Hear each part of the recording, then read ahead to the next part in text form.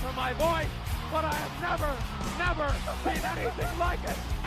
You believe in miracles? Yes! Unbelievable.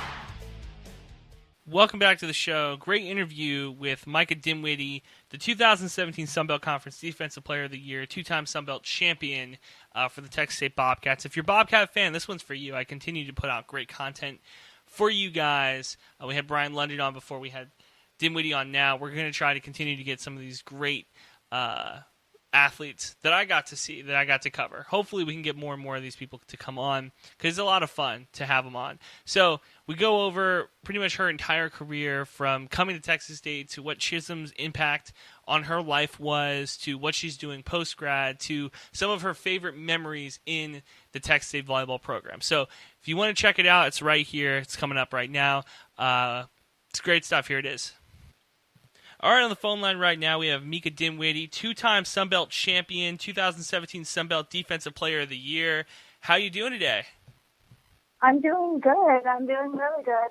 It was really cool to talk to you when Chism retired, because you gave me a really good quote talking about the former head volleyball coach for Texas State. Do you kind of remember what you said to me? Just talking about how she was as a person, right? Yeah.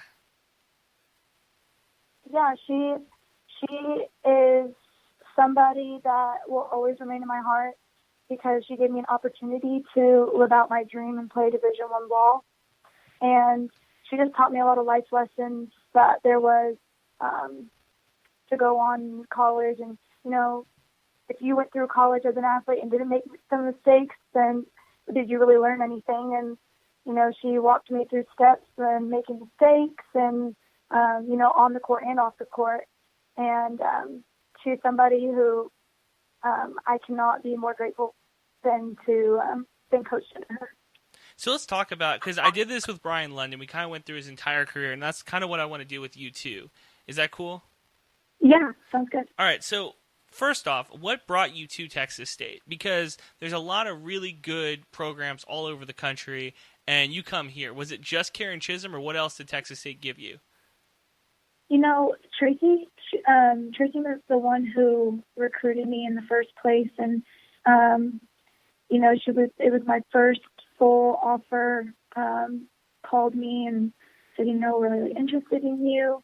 Obviously, I wanted to keep my doors open to see, you know, just like every other athlete, what school would be the best fit for you. So as soon as she offered me, I came straight down here with my parents. You know, visited the campus, got to know the coaches, got to know the players at the time. And, you know, I just fell in love with how they responded to being a family. And that's something that's really important to me because my dad is in California. Most of my family is in California. So having a home away from home is something that was really important to me. And the moment I got onto campus, I felt as if they were welcoming me into their family with arms wide open, and that's probably the biggest reason why I came here. And, you know, their culture as a team, the winning culture and, you know, holding people accountable is something that I've always admired in the program. So now you talk about you talk about the winning culture at Texas State, and granted, Chism was able to have a lot of very good seasons while being at Texas State, but it seems that she really hit the pinnacle with the group that she had the last 4 years. So talk about a little bit about your freshman year, how you come in, and what was your role on the team? Yeah, freshman year I came in kind of, you know, how usually freshmen come in. You don't know what to expect fully. You have kind of the culture that the coaches set up, and I think that was the difference between my freshman and sophomore year compared to my junior and seniors. The coaches set the culture, and we abided by it, and we bought into what they were doing, and I was kind of naive. I just kind of went along with what they said because ultimately they are coaches of a D1 program and are a winning program, so, you know, what they're doing is working, so I had no other choice but to buy in. But the culture changed junior year when, you know, we were finishing third in conference and, you know, we wanted to win. And they kind of shifted as in, as a team, you figure out what you want your culture to be, and everybody buys into that. And if not everybody's buying into that, then you need to have a serious talk about what your standards are. And when she kind of just laid the reins over to us and told us, you make the culture this time instead of us making the culture, then, as you can tell, junior and senior year, 2018, 2019, everything shifted, and we were more together as a program, and we were successful. So it shows, too, 4-time Sun Belt Conference Freshman of the Week. That has to be a pretty big deal for you your freshman year, right? Yeah, there's something I didn't even know those honors came out, were a thing until they told me about it, so it was crazy. What's that like to win an award that you didn't know existed? What'd you say? I said, what's it like to win an award that you didn't know existed? When they made a big deal about it, I was like, okay, dang, it actually might be a big thing to get a weekly award, and especially being a freshman, it's not very common. So who was one of the athletes that kind of took you underneath their wing? Doesn't have to be a teammate, but it could be any athlete at Texas State, because that's what I've noticed about the athletes at Texas State, the student athletes. It seems that you guys are a very tight-knit community.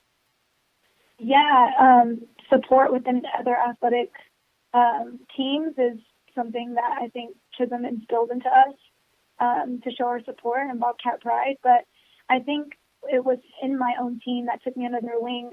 The seniors, they saw my potential, and they saw, my work ethic, and just that whole senior class took me under their wing and was like, look, you want to be successful and stuff. We want to see you be successful. So this is what we're going to do. And, they just showed me what hard work looked like. And I always admired, and I wanted, by the time my senior year was there, to be that kind of senior class that they were. There was, in high school, there's some seniors who try to, put the one up on you that, they run this program and stuff like that. And while they did run the program here at Texas State, but they didn't discriminate against, me being a freshman and being younger than them. They treated me somebody who was going to work hard for them, and whatever it took for that team to be successful, they were going to, go along with. And I guess they saw that me was going to be a part of that. So them just, welcoming me and, pushing me to limits that I didn't know I could be pushed to. So sophomore year, you win the Defensive Player of the Year award for the Sun Belt Conference. Clearly that shows a big progression between freshman and sophomore year. What did you do that offseason to kind of propel you into that sophomore season? I'm going to be honest, my offseason in the spring, we have spring games, and we scrimmage other teams and stuff like that. And I had a terrible offseason. I felt like I couldn't dig anything. I was all mental. I was in my head. But, Coach Sean pulled me aside and was like, look, you just have to trust in the process. You've been training. I would go in. I'd be the last one to leave. The first one there, taking extra reps before practice. And I think the summer is what changed. You're not around coaches, so you have to take accountability for your own training. And I just thought, you know what? The harder I work, the more I can't be disappointed in myself because I gave it all I could. The all-time digs leader. I was going to say the all-time digs leader not being able to get a dig is that's a tough scene. Yeah, it was really frustrating, but it was just an eye-opening moment for me when it was spring and I couldn't even dig anything. So I was like, I don't want my sophomore year to be like that. So I changed it. That's impressive to me. The fact that just was it mind over body, or was it just like, I know what I'm doing, I just need to get better? Like what happened there? I just, I think I just got in my head, I don't know. I think I was just like on a high of the season, and then going into off season, it was a grind, and it was my first off season. I think I was mentally like, oh my gosh, I'm tired all the time. And I I had to put myself back into check because, that's what was going to make me better. The training was going to make me better, and I had to trust in that for me to be successful from there on out. Well, all Sun Belt Conference first team, all Sun Belt Conference championship, all tournament team. The awards kind of just give away, right? Like it's just an incredible, just amount of medals and amount of awards that you have been given just 2 years into your career. Yeah, I still can't believe it. We had some issues with position coaches. Volunteer assistants are usually our position coaches for DSs and liberos. So my freshman and sophomore year, we didn't have one, and so Sean had to take over. And I mean, he did such an incredible job and pushed me to be something that I didn't know I could do. And he was like, you know what, like, you can do this. Like you are totally capable of doing this. You just have to believe in yourself, and you have to train and trust what you're doing. I want to talk about Coach Sean in a second when we talk about the transition between Coach Chism and like this new era of volleyball. But I want to get into the junior and senior years because you talked about the reins being given back over to the players. Is this something that Chism had done before, or was this something new that she was trying to say, okay, I think I have a good enough group to hold themselves accountable? Say that last part again? I was saying, do you think that it was her saying that my group is good enough that they can hold themselves accountable and we can kind of take our hands off the wheels a little bit? Yeah. At the beginning and like 2 days in fall camp time, they were taking the reins and they're training and they're saying, look, what do you want your culture to be and stuff like that. And once that we set that and they see that we bought in, they kind of just let the reins go. And you know what? They trust us because, they wouldn't have recruited us if they didn't trust what we did. So, yeah. So you clearly played a big role in setting the culture. Who else helped you with that junior year? Setting the culture? Yeah. The seniors. My junior year, it was all the seniors. Madison, she had been kind of a roller coaster between her freshman and sophomore year. And, she was like, I want a ring. And I don't want to be here for 4 years and not, leave her stamp here at Texas State.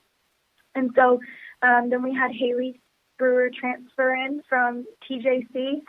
And she was a big factor. She brought in a kind of energy that we hadn't seen before. She held people accountable. She wasn't always on the court during games and stuff like that, but she was just as big as an impact as Madison was. And she got everybody's head on straight, and she knew exactly what to do for each individual player. If somebody was feeling down and they needed like a motivator, she would be that motivator. If somebody was not performing well and they needed somebody to tell them, like, hey, pick it up, cut your weight, she knew how to do that. And, just kind of learning from her, she knew exactly what to do in situations with different players. What's a good story that you remember from that championship run that you guys had in that junior year in 2018? Do you have any like really good memories or something you can share with us from that time? I mean, the bus rides, traveling with everybody. We're an extremely funny team. Both years, it would never be serious 100% of the time. We knew when business had to be done, business would be done. But when we just needed a good laugh, our tension was high, we're with each other 24/7 during season. And, girls, they butt heads sometimes. But, when we needed a laugh, I think that, just all those laughs were just, kept us sane during that time. And also in off-season, right before we got our new locker room, there was a rat problem in our old locker room. And just all of us laughing, as early as in the morning. And we didn't, all the sleepy-eyed, just changing, here we go, it's a conditioning day. And the rat being in Haley's locker while she's trying to change, I think that will by far be one of my favorite memories, not just that year, but overall at Texas State. It just put us in a great mood and made us laugh. At yeah. what point during that run did you guys think, okay, yeah, no, we can win this thing? I think that our preseason was a little rough, but we knew that Coach Chism had scheduled it to be a tough preseason because she believed that it would prepare us for our conference. And so I think that once preseason ended, we had to get the ball rolling right away. And we knew that, I think that we just believed in each other. We knew that everybody was going to do their job. And I don't think that we doubted in our mind whatsoever that we wouldn't be able to do what we had set our minds to. Now, you talk a little bit about how you guys are all very funny people. Did that really help the pressure when you got into the NCAA tournament? Yeah, for sure. A big motivator is we joke around about the other team talking smack about us, even though we didn't know that. We didn't know what they were doing. They could be really nice, but we didn't know. But we would make jokes with each other about, the other team talking smack about us, like, what are we going to do? And it would just make us all laugh and, go to another level and be a team that we weren't during our conference play. So, did you have a ringleader? Was there one person who was like kind of funnier than everybody else, or was everybody equally funny? Obviously, there's going to be a little bit more people who are funnier than others, but everybody's funny. Everybody's funny in their own way. Haley was by far the one who just had everybody, cracking jokes and making everybody laugh. But for the most part, everybody was funny in their own way, whether it was people who were shy funny or subtly funny, or people who were outwardly just joking around with people. So I think it was a lot of people, but Haley definitely was the instigator with jokes. What did it mean to win Chism her first NCAA tournament game? Because it had been a long time, A, since they'd been there and had a chance to win, but B, since they had won, or that she had never won an NCAA tournament game until you guys were able to do that last year. What did that feel like? I mean, it's unbelievable, and I know that she was over the moon about it. But I think that during the games, she is a little more of the panicky person because I feel like it's something that she can't control at that point. She kind of just has to let the reins go with the people playing. But, it's something that I did starting my junior year, knowing that she gets wound up a lot. I would tell her and look at her, they got a call wrong or something like that, and it didn't go our way. Just kind of looking at her and being like, trust us, we'll take care of it. We'll get it done. And I think that put her at ease. And so when we were in the NCAA tournament and, she was just all nervous about it because, again, she couldn't control anything with it. She just had to be reassured that, we can do our jobs. You have prepared us. And when it was all said and done and we won our first NCAA double tournament game, she was just over the moon. And, I don't think there can be a better feeling for her when she's worked for this for, all 40 of her years at Texas State. Now, Texas State always ends up getting the buzzsaw that is UT. So I'm not going to hold anything against you guys not being able to get the job done there. But going into your senior year, what was the driving factor? Was it the fact that you had won the tournament the year before, that you were like, oh, I want to get that feeling again? Or what was that to drive you this season? Yeah, I think that our mindset had to change between 2018 and 2019 because 2018, even though we were predicted, we still felt like the underdog. And so we had to fight and claw, and, it was always dirty work. And then going into my senior year, I think the mindset was, we know how it feels to win. We know what a championship culture feels like. So we need to continue it. And, everybody has to cut their weight. Nobody can be left behind. And I think that the feeling of what it is like to win drove us into, we got to keep it like this, or else we're going to be left standing in second or third like we have in the past. What was it like being a senior this year on this team, being the alpha dog, to say? like any other year, honestly. I think that it was more of me having to be a vocal leader this year rather than being just a action leader. You know, I always led by example, and going into my senior year, everybody was looking up to me, especially the freshman class, because we're the ones who set the standard. So going into my senior year, I just felt like, you know, there was a lot more pressure into having to make sure that everybody was doing what they needed to do. And I think that was like the biggest factor going into my senior year. How do you think you did being a leader this year? What did you say? I said, how do you think you did being a leader this year? I feel like I did good. You know, there's always parts that you feel like you wish could have changed. But I mean, we won, and apparently everybody bought into what we wanted as a senior class for our culture to be. So, I mean, I can't say that I was unsuccessful. What do you think you left that sophomore and freshman group? Like, what do you think the memory or the legacy you left on the program is going to be? I think, that's a hard question. I always try to make an imprint everywhere that I go so that people remember you not only for, you know, what you did skillfully, but how you made them feel. And I hope that one of the legacies I made was that I made my teammates feel important no matter what their job was. You know, people on the bench are just as important as people on the court. And I hope that one of my legacies that I left was obviously a winning culture, but also that it takes a team to, you know, win. Everybody has a specific job, and they have to do what they have to do in order for that to work. I will say one of the most fun things to watch going to the games wasn't only like the game on the court where you guys were able to dominate pretty much anybody that came into Strahan, but watching you guys on the sidelines get up and just be excited the entire game.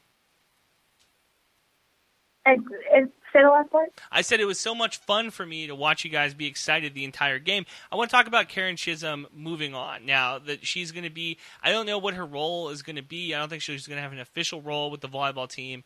I don't think it's going to be hard. I don't think it's going to be easy for her to completely leave, but what do we expect from the new head coach, Coach Sean, you said? Right. I think Chism is probably just going to be a mentor now for Sean. She's always going to be a Bobcat fan, especially of the volleyball program, because she had built her legacy being here. And I think Sean knows that too. You know, he's been under her for, I think, 16 years. And so he knows what it took to have a winning culture. And I think just building on from the last 2 years is something that he is going to be doing such a good job with. And, you know, Chism, as hard-headed as she is, she's also one of the most kindest people I've ever met. And I think that her drive and, you know, the way that she ran the program was something that it's going to be such a good model for Sean to follow. Obviously making his own because, you know, it's his program now, but Chism being a great mentor to him is something that I feel like Chism's going to always be around this program until she's no longer here. So what's the plans for you now? What are you doing now post-Texas State career? Yeah, I am just working on finishing school. After I graduate in August, I'm probably going to go back to Dallas and maybe go to nursing school. It all really depends. It's up in the air right now. There's multiple offers that I have, you know, coaching-wise, that I could go into. But I think it's just figuring out at this point. I don't know if I want to go straight into coaching or if I want to go and get a further education. So I think that that's something that I'm continually talking to my family about to see where I'm going to go from there. Very cool. What's the one thing you're going to remember most from Texas State? Probably the fans, the environment. You know, there was always somebody around who, you know, was supporting you, even if you didn't know them. And the boosters, they constantly they constantly supported us, went to away games, home games, and they were there behind our backs, winning or losing, and just having that family sense is something I'm going to take with me forever. And just the people I met. So it's so cool talking to you. Hopefully we can check in again to see where you are in your career. Thanks so much for talking to me. Of course. Thank you so much. What an excellent athlete. One of the best volleyball players I got to see at Texas State. One of the best people. If you got to be on campus with her, always had a smile, always very nice. On the quad, doing stuff. Look, a lot of, like I talked to Brian about it on our last interview with him. I was saying that when you come to Texas State, when you're around some of these student athletes, it is very easy to kind of put them in a different category. But like they always say, the stars are just like us. So thank you so much for listening. Thank you so much for continuing to listen to the podcast and sending it to all your friends. And hopefully this one can get a couple clicks from you Texas State fans. Film Friday, putting out one on Marriage Story. That review just went up on the University Star website, so you can go check it out there. And you can also listen to the podcast link here. So I'm pretty excited about it. It's one of my favorite films. So also, we had a couple NBA trades that went down on Thursday, so we're going to break those down in a podcast probably that comes out either Saturday or Monday. Hopefully we can get that coming out for you. And, of course, XFL football on Sunday. So expect that to come out on Monday as well, the XFL breakdown of Week 1. So thank you so much for listening. Please continue to send it to everybody in your channels, on your networks. And remember to cherish the people around you while you still have them. Thanks so much. Talk to you guys on Monday.